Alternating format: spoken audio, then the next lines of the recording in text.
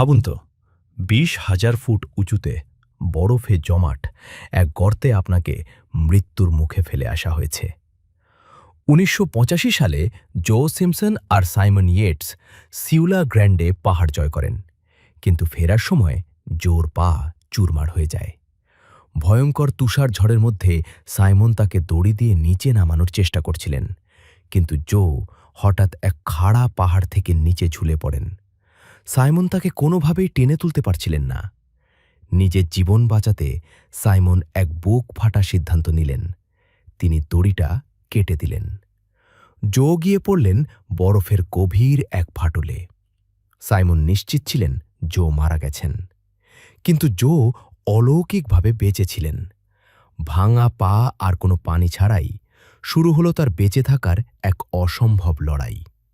দীর্ঘ ৩ দিন ধরে বরফ আর পাথরের ওপর দিয়ে তিনি বুকে হেঁটে চললেন। ঠিক যখন সাইমন ক্যাম্প ছেড়ে চলে যেতে যাচ্ছিলেন, তখনই জো সেখানে পৌঁছান। এটি মানুষের টিকে থাকার ইতিহাসের সবচেয়ে অবিশ্বাস্য এক গল্প।